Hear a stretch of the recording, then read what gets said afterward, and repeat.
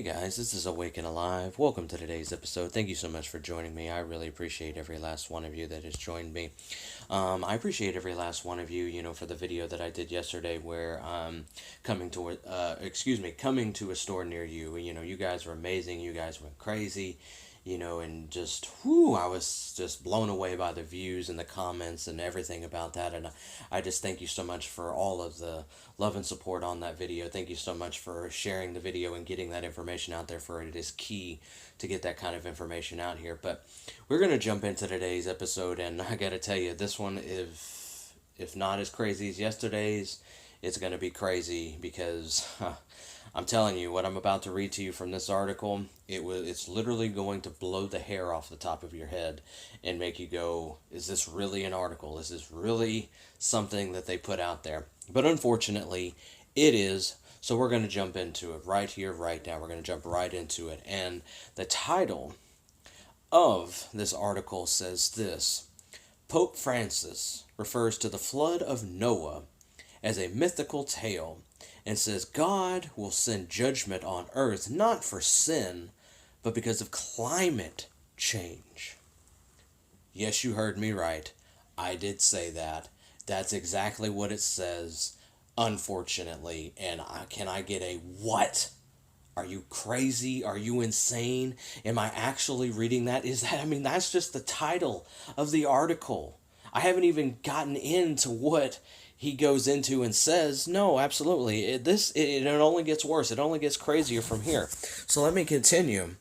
Let's just jump right into what it says here. It says here, Pope Francis believes that climate change is something that God will judge the world for with perhaps a second flood, and says nothing about God judging people for their sins. Guessing no one told Francis that God cursed the earth back in Genesis 3, and Romans 8 shows how the earth desires to be released from that curse. But isn't that just like the whore of Babylon, to get you focused on your sin of climate change while leaving your actual sins which you have committed unpaid for? Yes, it's unbelievable. I can't even believe I'm reading this, and I'm going to continue because it only gets worse from here. It's unbelievable. So let me continue. It says here, the biblical flood, according to experts, is a mythical tale. The Pope states, but myth is a form of knowledge, he says. Pope Francis has a curious understanding of the Bible. According to him, it's a real book that contains stories that may or not be mythical, like the flood of Noah. He seems to be quite unsure of the veracy of the Genesis account, so he quotes secular experts who agree it's mythical. I'm guessing he does this so he does not offend the atheist. Oh, wow. So we're worried about offending people now. Yes, right. Okay, because only he's going to worry about offending the atheist, the people that don't believe in God, don't believe in the Bible, or they've read the Bible and understand that it's there, but they have come to the conclusion that God doesn't exist. But that's not all atheists. That's some atheists, and they're just people that claim to be atheists because they don't want to believe in God and his laws. So, it says here, it has a Bible verse here. It says, and behold, I, even I, do bring a flood of waters upon the earth to destroy all flesh, wherein is the breath of life from under heaven, and everything that is in the earth shall die. That's Genesis chapter 6, verse 17 in the King James Bible. So, yeah. Are y'all getting this? Are you with me so far? Have you blown your socks off yet in just destruction of understanding that this is an actual article? Is there anybody still with me? Y'all still here? Does that make sense?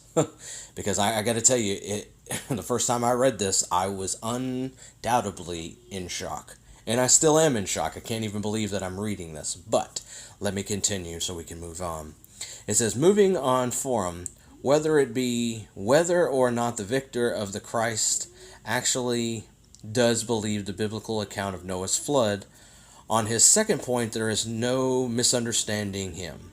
Pope Francis believes that climate change is something that God will judge the world for with perhaps a second flood, and says nothing about God judging people for their sins, guessing no one told Francis that God cursed the earth back in Genesis 3. Yeah, I've just read this. So basically, yeah.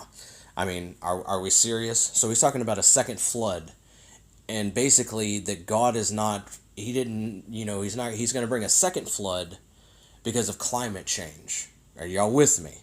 Does that make sense? So let me continue. It says here, if you are a Roman Catholic, and let me tell you this before I read this, I'm not judging anybody that's Catholic or anything of that nature. I'm just reading what the article says. So let that be known to the algorithm of YouTube that I'm not judging anybody, ridiculing nothing. I'm just reading what the article says. So let me continue. It says, the Pope is taking you to hell at lightning speed. You better get saved before you die because hell is real. And the pedagogy, I can't say this word, is not. Choose wisely, and I can guarantee you one thing. No one will be sent to hell for how they treated the earth, but you will be sent to hell for dying without getting saved by the shed blood of Jesus Christ. So yes, so understand that, guys. Let that be known. So pretty much Pope Francis is telling us that the flood of the time of Noah is a mythical tale, that it didn't happen. It doesn't exist. That part of Genesis and everything in there, none of that is real. It's all fake. Basically, it's a story tale that people tell each other from the Bible, right, guys? Give me a break. I mean, come on. So basically, Pope Francis is also saying that there's going to be a second flood because of climate change. God's going to send judgment on the earth, not for sin, but because of climate change. Are you serious? Are you getting this so far? Are you with me? Okay, so now we are going to jump into some, some Bible verses for you guys, so that we can be in an understanding that there is and will not be a second flood. So let me, let's see here. Let me get my Bible verses up. Let's see here. Yes. So this is where it talks about in Genesis where God tells Noah that he's going to destroy the earth with a flood. So I'm going to read that to you, and then we'll jump into the next chapter, or the chapter where it talks about not having another flood. So it says here in Genesis chapter 6, verses 17 through 21, it says here, "Look, I'm about to cover the earth with a flood that will destroy every living thing that breathes. Everything on earth will die, but I will confirm my covenant with you. So enter the boat, you and your wife and your sons and their wives. Bring a pair of every kind of animal, a male and female, into the boat with you to keep them alive during the flood. Pairs of every kind of bird and every kind of animal and every kind of small animal that scurries along the ground will come to you to be kept alive. And be sure to take on board enough food for your family and for all the animals." So basically there, God tells Noah, the flood is coming, and I'm going to destroy everything. The earth will be destroyed by water, by a flood. So there it is. So Pope Francis, if you have never read that, and you think that's just a myth, you better think again. Now, let us jump to, we're going to go to Genesis chapter 9 now. And we're going to read all the way through chapter 9, all the way through verse 8, all the way through 17. So just bear with me. I'm going to read this to you guys. Okay, chapter 9, verse 8. It says here, "Then God told Noah and his sons, I hereby confirm my covenant with you and your descendants, and with all the animals that were on the boat with you, the birds and the livestock and all the wild animals, every living creature on earth. Yes, I am confirming my covenant with you. Never again will floodwaters kill all living creatures. Never again will a flood destroy the earth. Then God said, I am giving you a sign of my covenant with you and with all living creatures, and for all generations to come.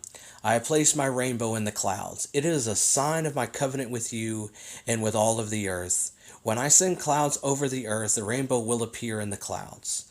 And I will remember my covenant with you and with all living creatures. Never again will the floodwaters destroy all life.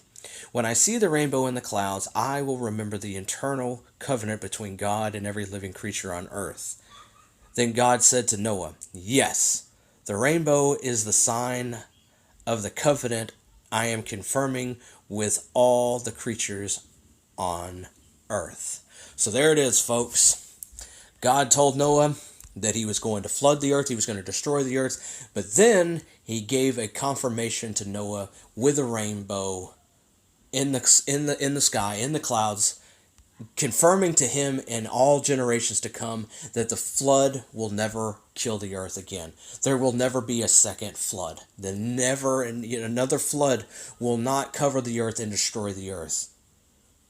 So Pope Francis, I don't know what to tell you, but there will not be a second flood, and your whole article about God sending his wrath because of climate change is unbelievably ridiculous. So heed my voice when I say this, guys. Pope Francis, I don't know what to tell you. It's unbelievable. I'll say that. So heed my voice when I say this, that do not fall for these type of things. Do not fall for somebody like Pope Francis, which is what a lot of people consider to be the false prophet. Do we know that for sure? No, we don't. But do we know that Pope Francis is pretty much involved in the occult as the rest of them? Yes, we do know that. We do know that he is pretty much involved in every little thing that the occult's involved in, and trust me when I say that, because let's face it, you don't get in the prominent power being the Pope without being involved in some type of society or disgusting group that he has to be involved in. So guys, I thank you for today's show. I'm going to leave it there. I just wanted to put this up there and let you guys see this and understand that they are putting out ridiculous articles like this. It just drives me crazy. It's unbelievable. When I first read this last night, it was unbelievable. I could not believe what I was reading. I was like, is this for real? Are they really doing this right now? But unfortunately, they are. So do not be deceived, do not be fooled, and do not fall for things like this. Don't buy into articles like this. Just know that they're a bunch of hogwash and garbage. So remember that God is in control. God is our King, He's our Father, He's our rock, He's our foundation, and He is all we need in our life. So remember that, and understand that He is in control no matter how crazy and chaotic things get out here in this world. That He is still the captain of the ship. And that He is going to take care of us even in the midst of all the darkness in the world. So remember to give God glory. Remember that we are in the midst of the end times, guys. So give your life to Christ. Come to Him now. Find salvation. Find the truth. Pick up your Bible and read it. And understand that it's the only truth that you need in this world. That Jesus Christ is the way, is the only way. He's the light of the world. Glorify Him in everything that you are. And trust me when I say that you won't regret it, by no means necessary. So give Him glory, honor Him, and thank Him for everything that He's done in your life. And I promise you, you won't regret it one bit. Thank you guys so much for today's show.